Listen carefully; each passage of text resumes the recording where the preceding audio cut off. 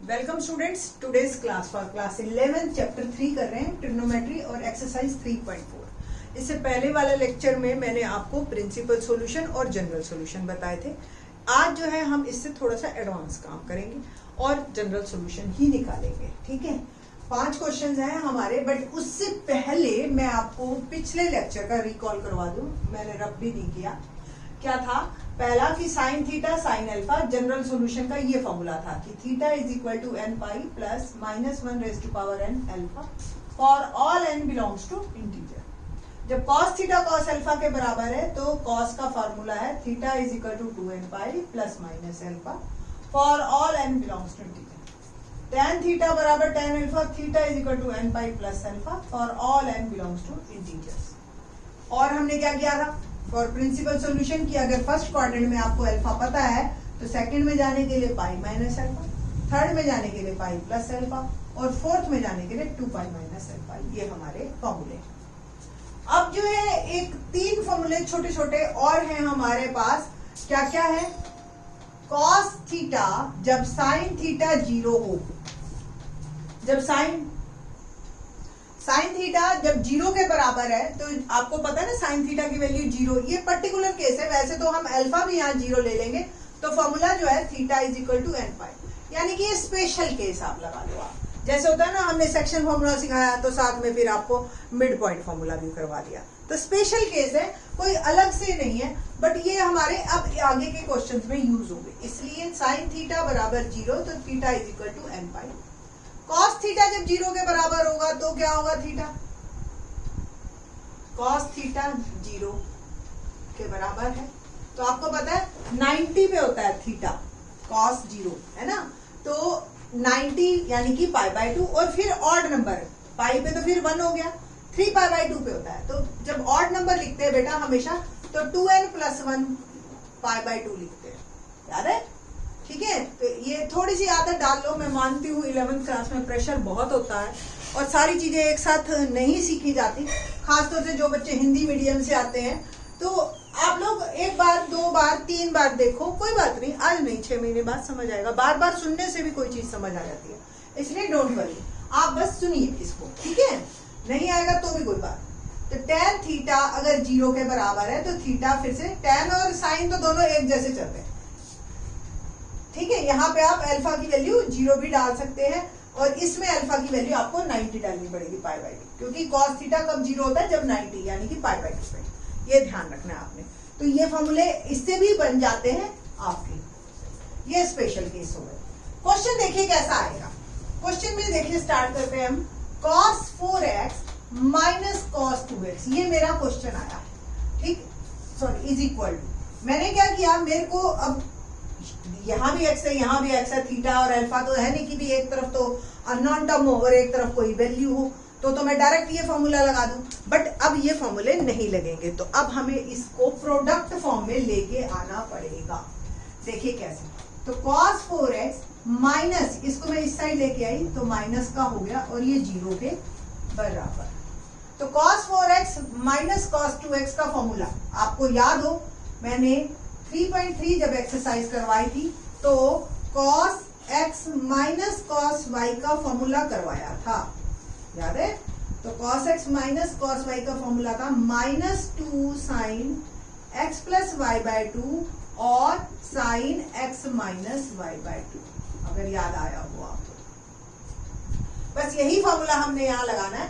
x 4x है और y जो है 2x, तो -2 sin 4x plus 2x by 2 और sine 4x minus 2x by 2 is equal to 0। तो ये क्या आ गया? -2 साइन 3x आ गया और यहां से क्या आ गया? साइन क्या आ गया? ये 2x बाय 2 यानी कि x बराबर 0। अब कोई 3 चीजें हैं जिनका प्रोडक्ट 0 है, तो आइदर दिस इक्वल टू 0, या तो ये 0 है। देखो -2 तो 0 हो नहीं सकता, तो या तो ये 0 है या ये 0। इसीलिए मैंने आपको 0 वाले फॉर्मूले करवाए थे, क्योंकि मुझे पता था आगे के जो क्वेश्चंस हैं उनमें यही यूज होंगे। ठीक है जी, तो या तो sin 3x 0 है या sin x।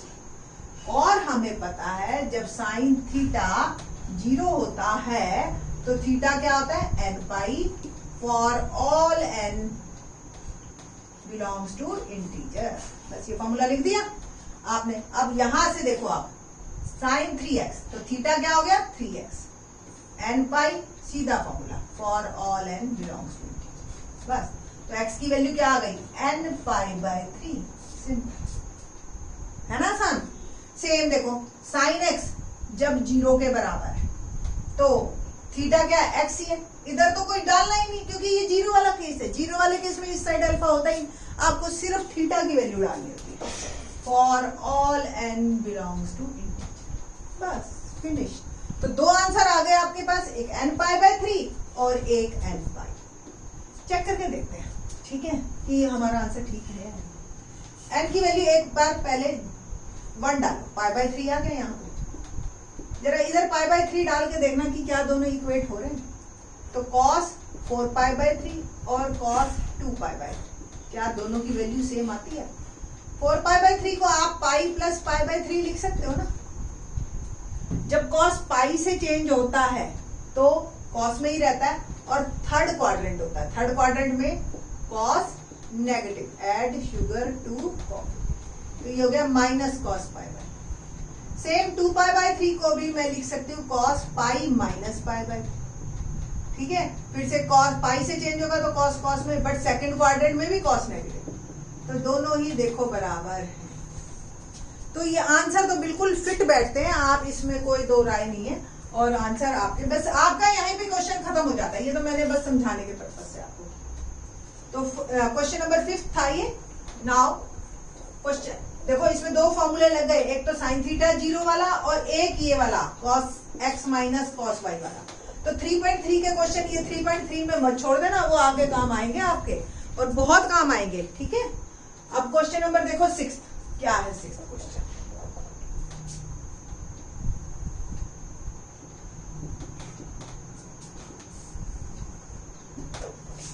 फॉर्मूले ये बहुत इंपॉर्टेंट है, दैट्स व्हाई मैंने ये यहीं लिख रखे हैं। इस एक्सरसाइज में क्वेश्चन से ज्यादा ना फॉर्मूले बहुत इंपॉर्टेंट है। इनकी टेबल साइड में पड़ी होनी चाहिए आपके पास। cos 3x plus cos x minus cos 2x। अब देखो 3.3 में ऐसे क्वेश्चन किए थे ना आपने।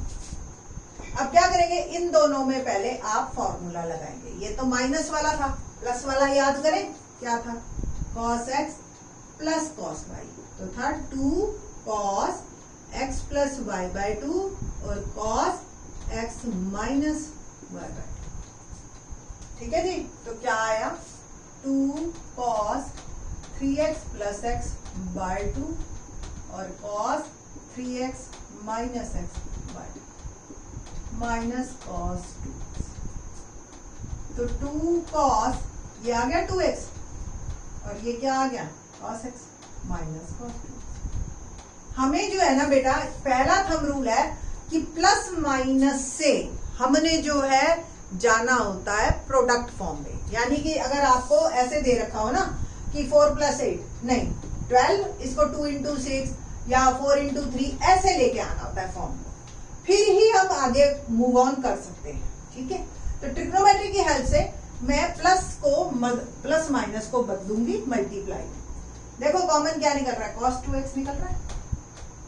अंदर क्या रह गया यहाँ 2 cos x माइनस 1, ये रह गया 2 cos x माइनस 1, ठीक है जी।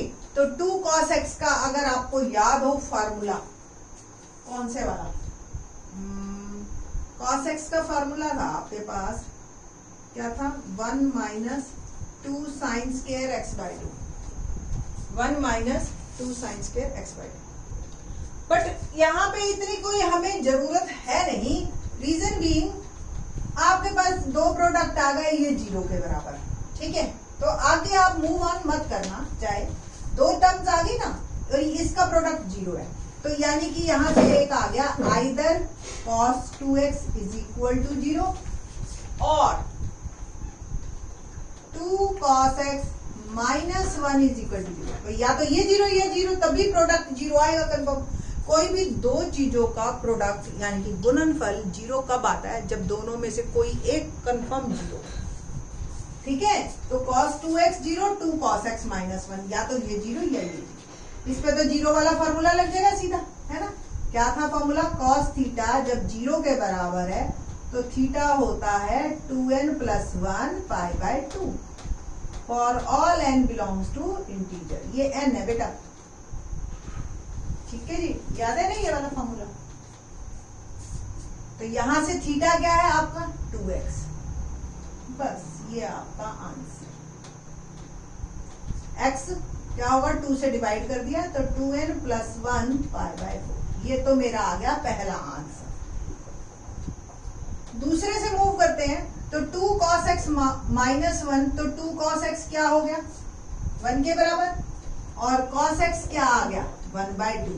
ये बन गया पहला जैसा क्वेश्चन, जनरल सॉल्यूशन, जो पहले 4 क्वेश्चन पिछले लेक्चर में हमने करवा दिए। आपको पता है 1/2 क्या होता है? अल्फा। अल्फा क्या बनेगा? जब cos x की वैल्यू आपकी 1/2 होती है, कब बेटा जी?